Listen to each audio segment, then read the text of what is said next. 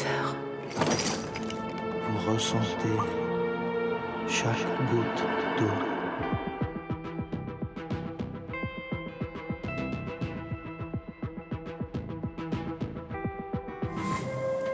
Sont éliminés au premier tour Ravel. J'ai toujours préféré les perdants. C'est eux qui ont du panache. Hello, and thanks for joining us for this week's film show. Today, we're talking about women in film with two women in film. Our critic, Lisa Nesselson, and the award-winning director, Aurélia Mengin.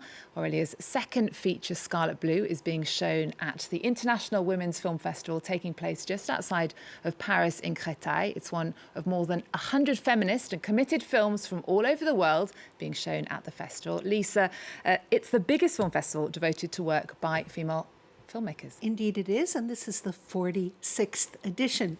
Opportunities for women in film have been progressing since that first one. The atmosphere at this event is feminist and fun. There are so many women filling theaters that the atmosphere is a little bit like Barbie.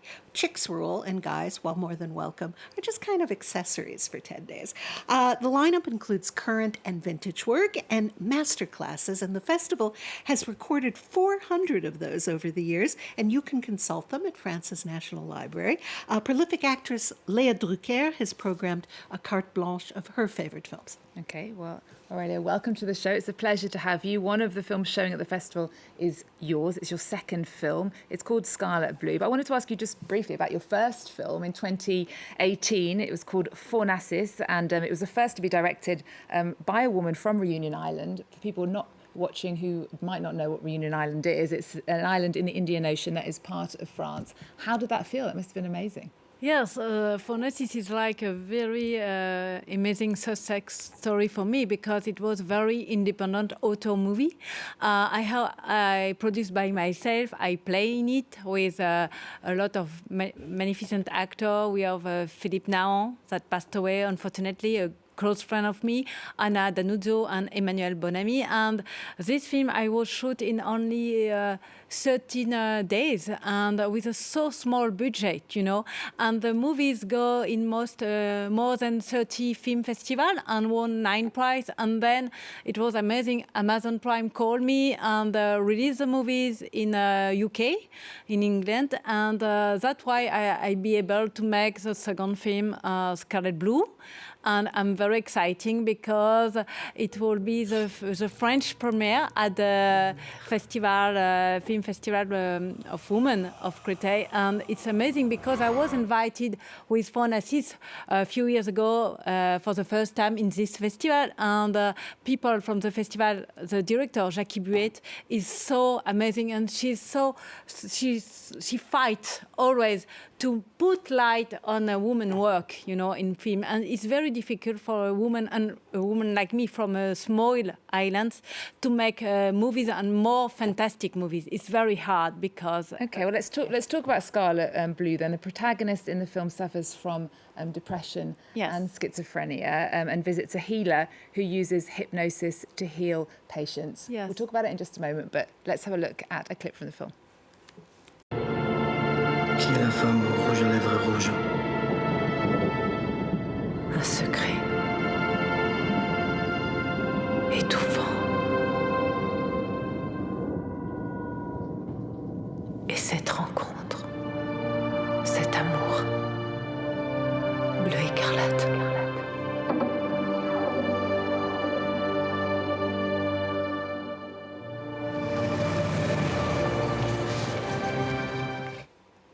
So Aurélia, tell us, where did the idea for this film come from? Yes, it comes from one of my best friends.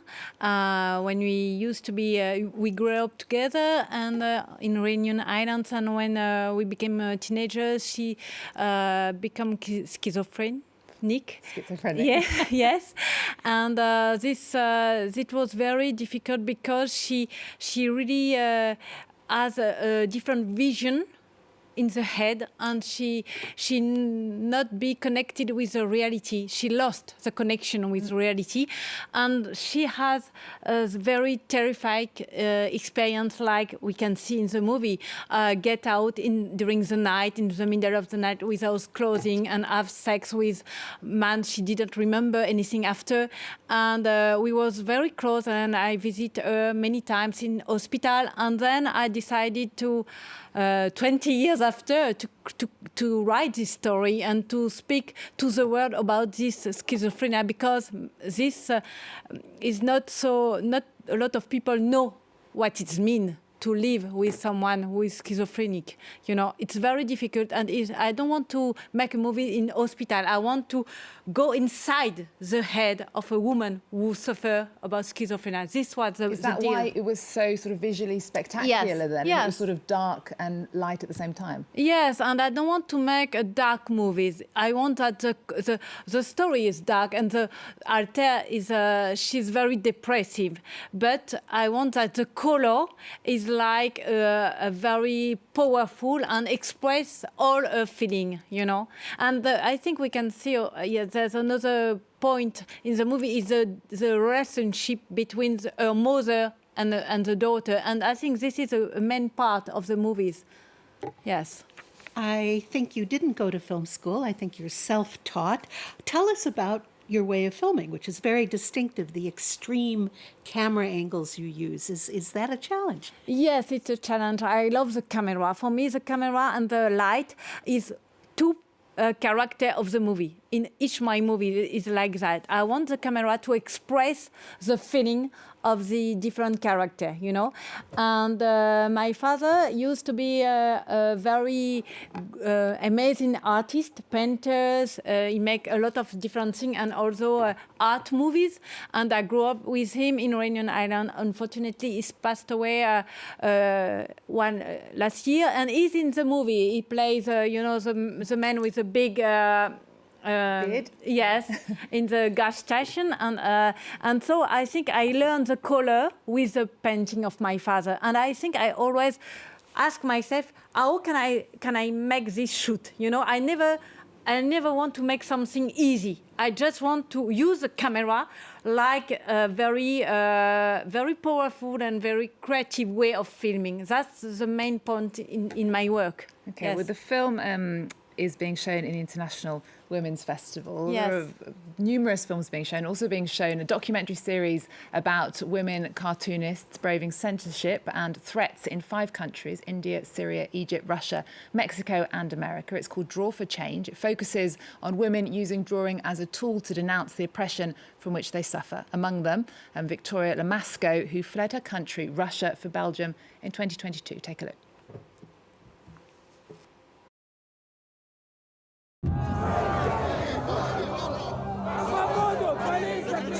Я начала заниматься графическими репортажами, чтобы понять, что вообще за страна такая Россия. Я повсюду искала знаки про будущее, но видела только знаки, отправляющие меня обратно в прошлое. It's not a simple picture only for the West, something like this is Putin. And also there is Navalny. And maybe there are a few dissidents in prisons. No, it's about ordinary people that who are invisible. We wanted to tell a complex story. It's an important subject of the movie, to show people not only in Moscow, but in provinces as well. Советские корни глубоко уходят в землю. Ветки — это новое поколение.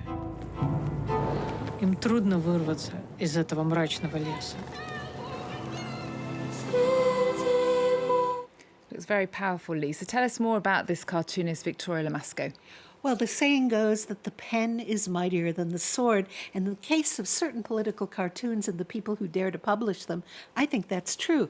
Lamasco's illustrations have appeared in prominent publications the world over, including The New Yorker and The Guardian.